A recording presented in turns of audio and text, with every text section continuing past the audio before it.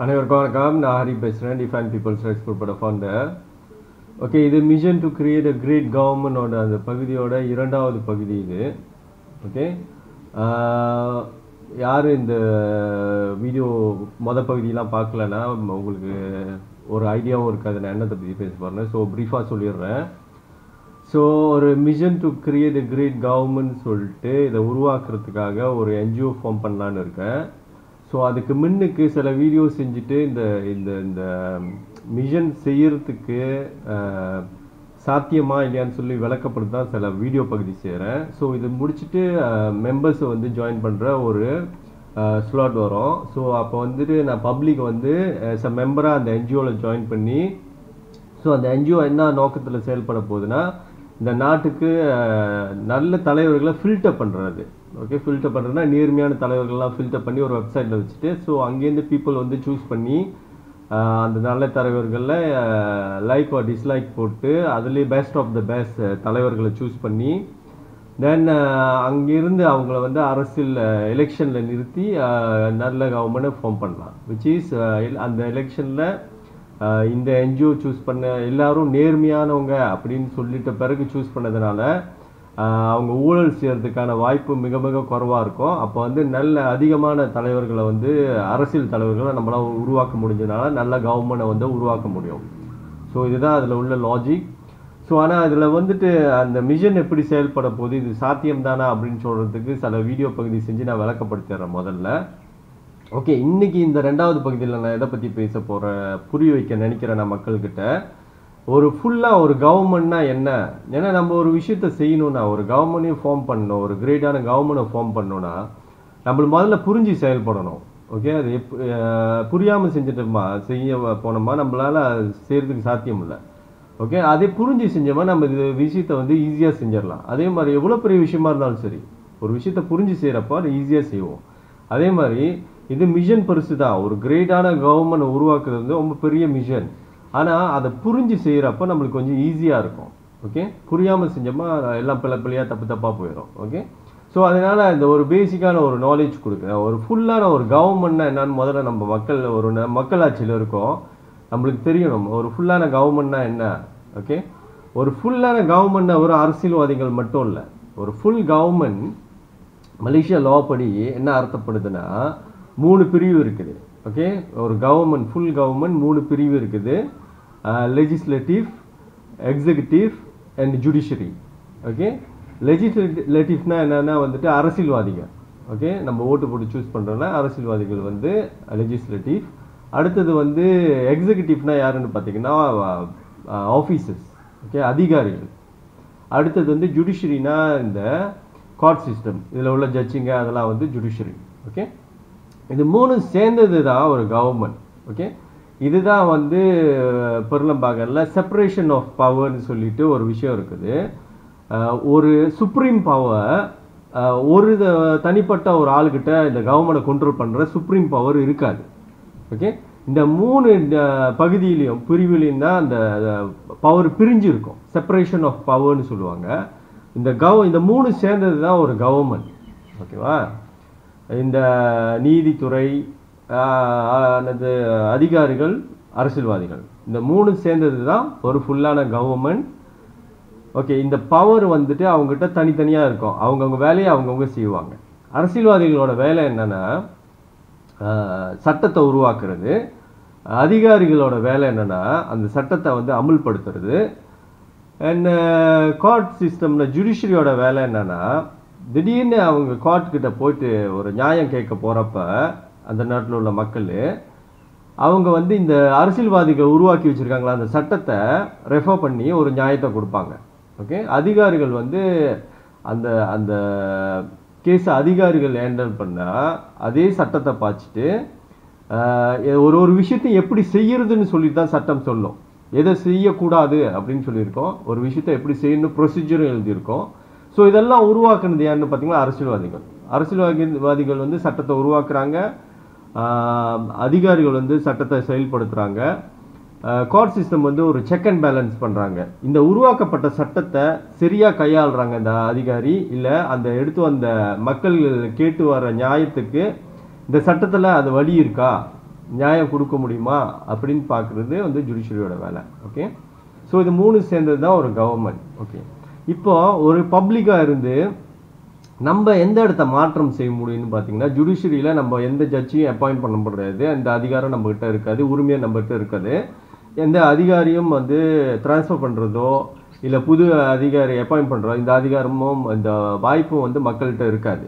Okay, மக்களுக்கு இருக்கிற ஒரே ஒரு வாய்ப்பு, உங்களுக்கு தேர்தல் வரப்போ உங்களுடைய அரசியல் தலைவர்களை நீங்கள் சூஸ் பண்ணிக்கலாம். ஓகே, இது மட்டும்தான் உங்களுக்கு உள்ள உரிமை. ஓகே, அப்போது நம்ம எங்கே தான் சரி பண்ண முடியும், ஒரு நாடு சரியில்லாமல் போயிட்டா எங்கே தான் சரி பண்ண முடியும்னு பார்த்தீங்கன்னா, கண்டிப்பாக ஒரே ஒரு வாய்ப்பு தான் இருக்குது, அரசியல்வாதிகளை வந்து சரி பண்ணணும்.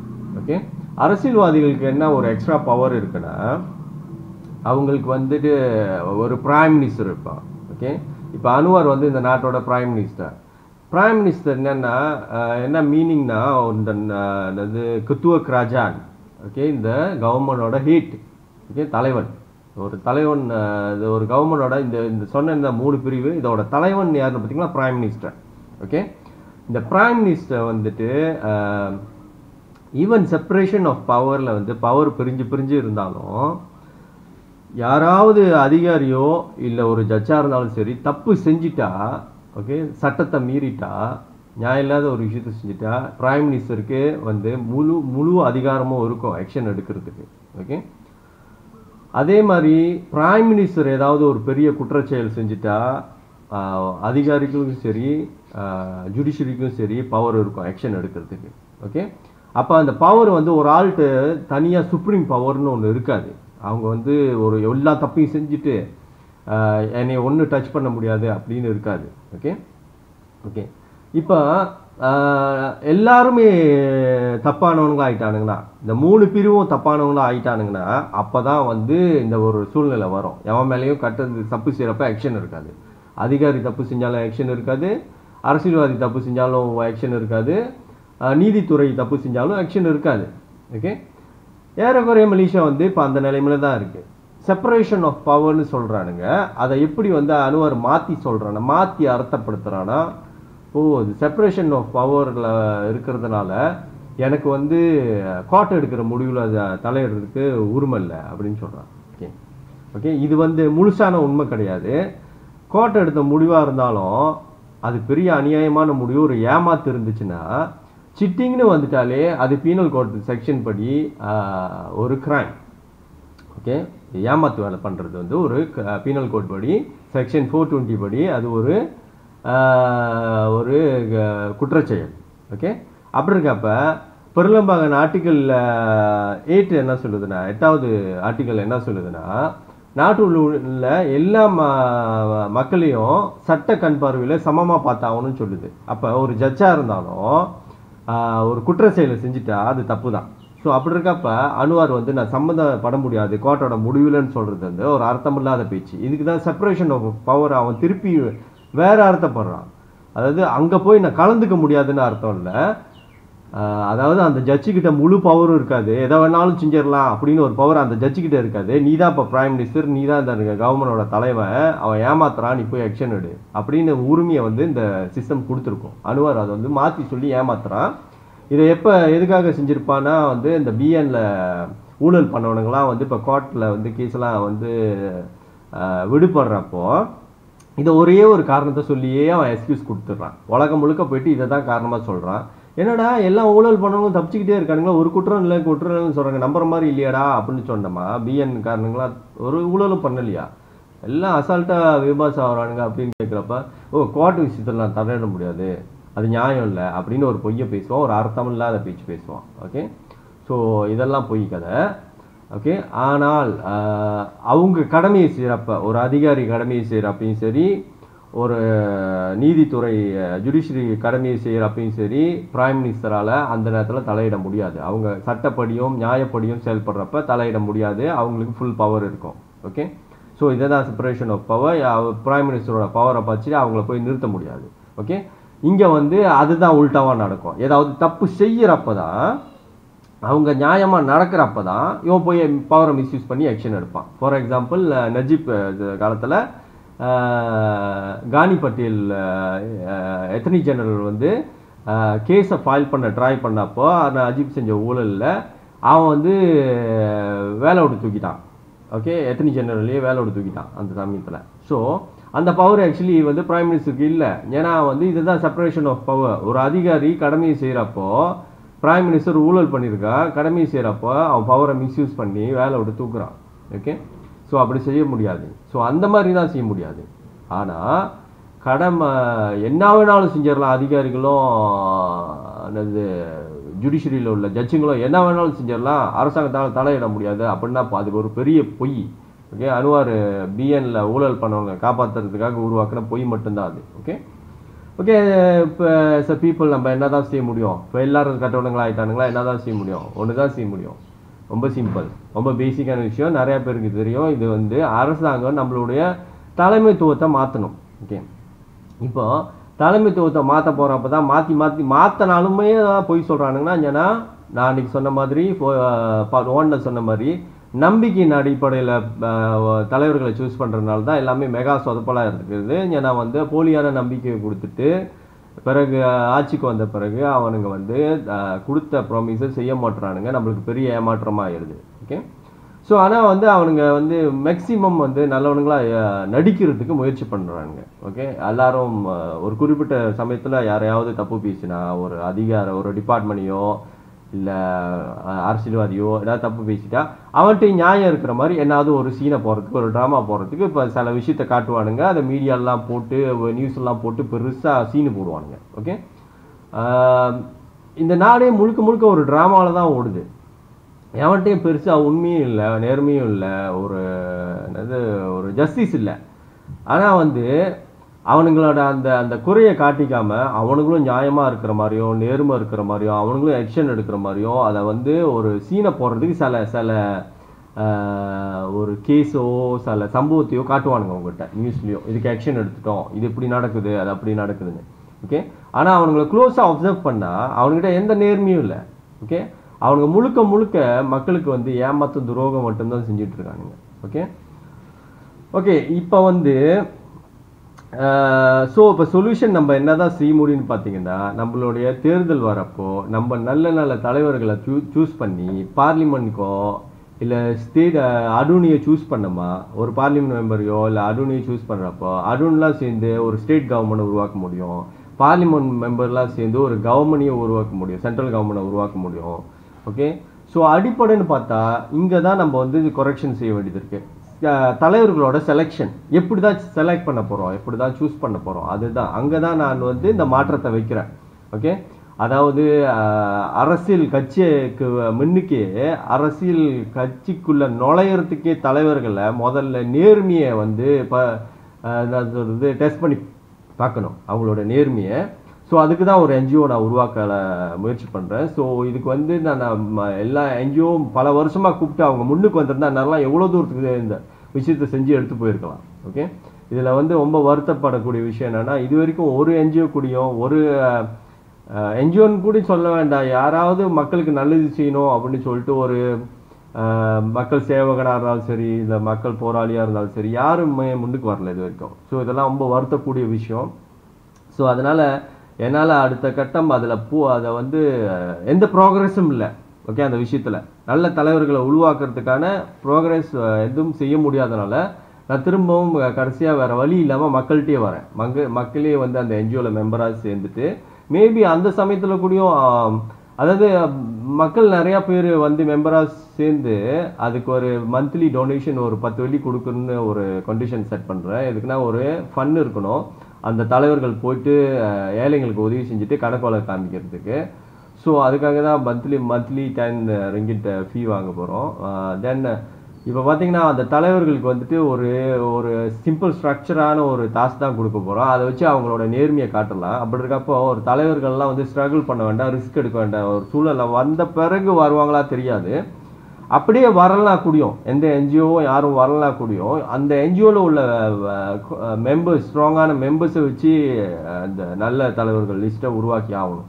ஏதாவது ஒன்று பண்ணி எப்படியாவது சம்ஹாவ் நம்ம வந்து ஒரு நல்ல தலைவர்களோட லிஸ்ட்டை க்ரியேட் பண்ணி ஆகணும். ஓகே ஓகே, அது வந்து இந்த வீடியோவில் நான் சொல்ல வர விஷயம் இதுதான். ஸோ எப்படி சுற்றி வந்தாலும் அங்கேயே தான் இருக்குது. அரசியல்வாதிகளை நம்ம வந்து நல்ல தலைவர்களை, நல்ல அரசியல்வாதிகளை சூஸ் பண்ணோம். ஓகே, இதை தவிர்த்து நம்ம இனம் மட்டும் சேர்ந்து இந்த அரசாங்கத்தெல்லாம் சரி பண்ணிட முடியுமா அப்படின்னா கண்டிப்பாக முடியாது. ஸோ நான் சொல்கிறது வந்து ஒரே வீடியோவில் எல்லா இன்ஃபர்மேஷன் நான் கொடுத்துட முடியாது. இந்த whole idea I got a plan. Okay, நான் சொல்கிறேன்னா கவர்மெண்ட்டை ஃபார்ம் பண்ண முடியும், சென்ட்ரல் கவர்மெண்ட்டாக ஆக முடியும். அண்ட் ஈவன் என்னது பெரும்பாக மாற்றணும்னா உங்களுக்கு வந்து 2/3 பார்லிமெண்ட் மெம்பர் சப்போர்ட் இருக்கணும். 2/3 மெஜாரிட்டி சப்போர்ட் வர்ற லெவலுக்கு கூட செய்ய முடியும். ஓகே, நம்ம 8% தான் இந்தியன்ஸ் இருக்கிறோம். ஆனால் இதை வந்து 8% இந்தியன்ஸை வச்சு செய்ய முடியாது. எனக்கு வேறு பிளான் இருக்குது. ஸோ நான் அடுத்தடுத்த வீடியோவில் நான் விளக்கப்படுத்துகிறேன். அந்த ஃபுல் பிளானே கேட்டிங்கன்னா உங்களுக்கு தெரியும் இது எங்கே ஆரம்பிக்க போகுது, எங்கே போய் முடிய போகுதுன்னு சொல்லிட்டு. ஸோ நான் திரும்ப சொல்கிறேன், இந்த பிளான் வந்து ரொம்ப என்ன சொல்கிறது புத்திசாலித்தனமான பிளான் தான் நான் வச்சுருக்கேன். ரொம்ப ரிஸ்க்கு குறைவு. அதாவது கவர்மெண்ட்டை மோதி ஜெயிக்க முடியாது சொல்லுவாங்க. நான் எடுத்து வர கான்செப்ட் என்னன்னா கவர்மெண்ட்டை மோதாமையே ஜெயிக்க முடியும் அப்படின்னு சொல்கிற கான்செப்ட் தான். அவன்கிட்ட போய் மோதக்கூடிய மாட்டோம், ஆனால் கவர்மெண்ட்டை டேக் ஓவர் பண்ண முடியும். ஓகே, இந்த நேர்மன்ற இந்த வெளிப்படையான போக்கு நான் சொல்ல வர்ற விஷயத்திலே வச்சு அந்த ஒரு விஷயத்தை வச்சு இவ்வளோத்தையும் சாதிச்சிடலாம். ஓகே, இது ஒரே ஒரு விஷயத்தில் தான் ஃபெயில் ஆகிறதுக்கு வாய்ப்பு இருக்குது. இதை நான் சொல்கிற விஷயத்தை பொருட்படுத்தாமல் மக்கள் அவங்களோட மைண்ட் செட்லேயே வாழ்ந்துக்கிட்டு இருந்தாங்கன்னா, அவங்களோட மைண்ட் செட்னா என்ன மாதிரி சொல்கிறேன்னா, ஒன்று ஓட்டு போட வெளியே வர்றதே இல்லை.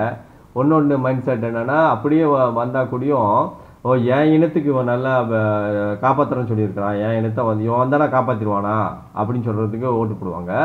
ஒன்று எந்த கணக்காலுக்கும் இல்லாமல் சமூக சேவகன்லாம் போய் ஊராக சேவை செய்வான், மக்களுக்கெல்லாம் உதவி செய்வான் அப்படின்னு சொல்லி ஏமாறுறது.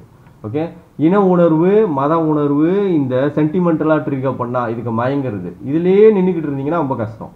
ஓகே, இதே வச்சு தான் உங்களை வந்து பல வருஷமாக எத்தனையோ டெக்கேட்ஸாக ஏமாற்றிக்கிட்டு இருக்கிறானுங்க அரசியலில். ஓகே, ஸோ இந்த ஒரு விஷயத்த நல்லா பிடிச்சிக்கிட்டிங்கன்னா, அதாவது அவன் எவ்வளோ நல்லவனாக வேஷம் போட்டாலும் சரி, அவன்கிட்ட நேர்மன்னு ஒன்று வெளிப்படையான போக்கு இல்லை, கணக்கு வழக்கெல்லாம் டிரான்ஸ்பரான காமிக்க மாட்றானா, அவனை நான் நம்ப முடியாது.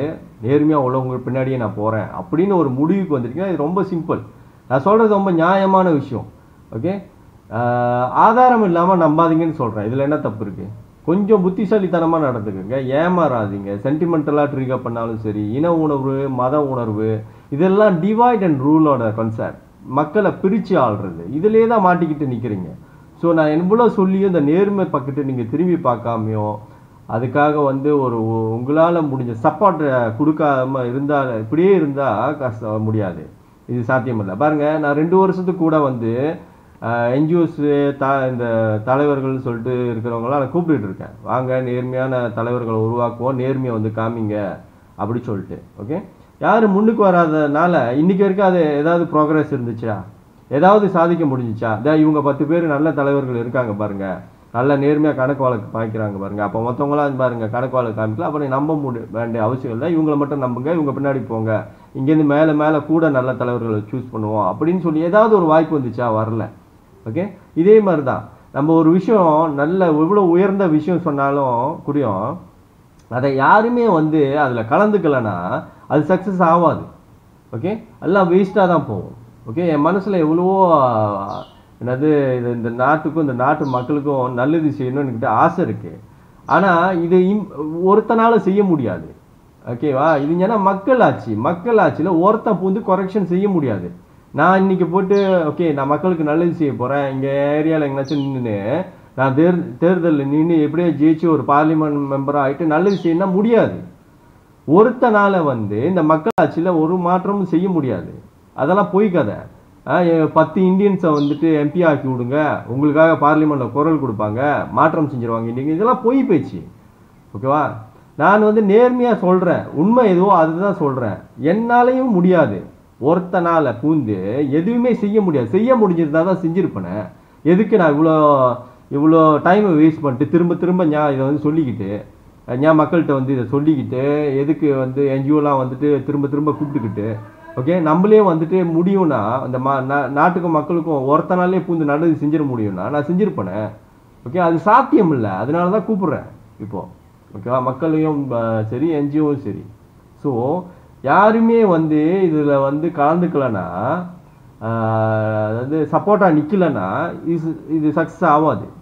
ஆனால் எல்லோரும் நிறைய நான் சொன்ன மாதிரியே நல்ல ஒரு ஃபீட்பேக், நல்ல ஒரு சப்போர்ட் கொடுத்தீங்கன்னா இவ்வளோ பெரிய மிஷனை ஈஸியாக செஞ்சிடலாம். எந்த விதமான வன்முறையும் இல்லாமல், ஸ்ட்ரகிள் பண்ணாமல், ரோட்டில் வீதியில் போயிட்டு பிரச்சாரம் பண்ணாமல், ஓகே, ரொம்ப கஷ்டப்படாமல், அரசாங்கத்துக்கிட்ட சண்டை போடாமல், எதுவுமே பண்ணாமையே வந்துட்டு ஈஸியாக அதெல்லாம் சாதிச்சிடலாம்.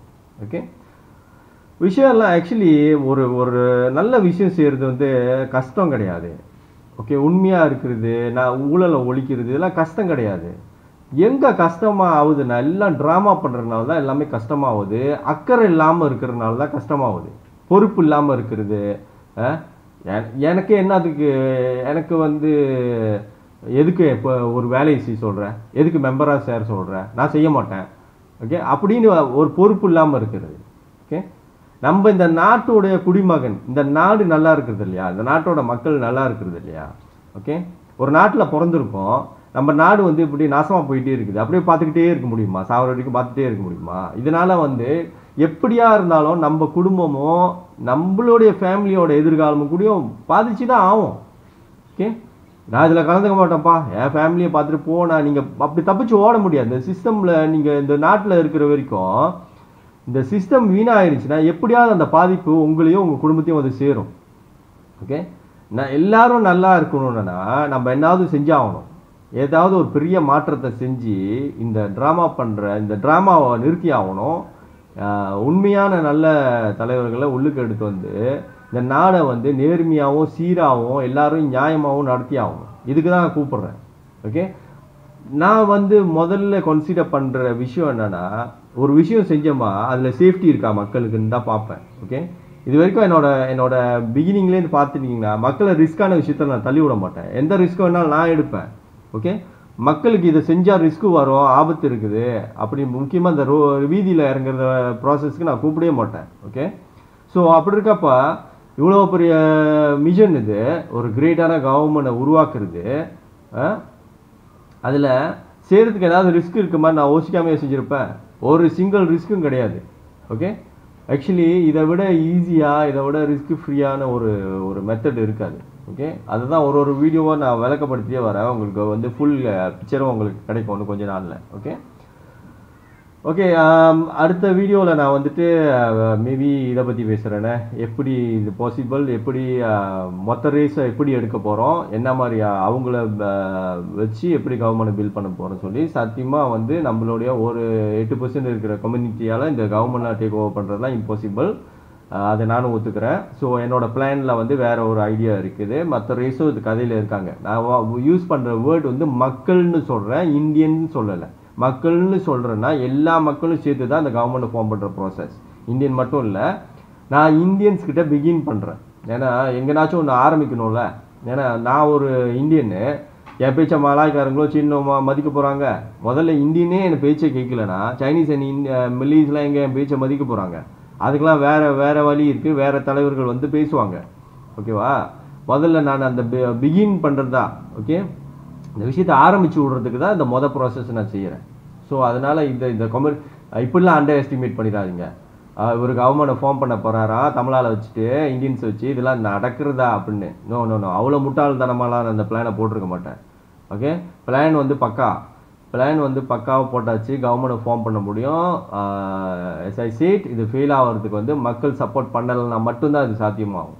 மற்றபடி பிளான் வந்து பக்காவான பிளான், கவர்மெண்ட்டை ஈஸியாக வந்து நல்ல கவர்மெண்ட்டை ஃபார்ம் பண்ணிடலாம். ஓகே, ஸோ இதான் இந்த வீடியோவில் நான் சொல்ல வர விஷயம். இதோட இந்த வீடியோ நிறைவு செய்கிறேன். நன்றி, வணக்கம்.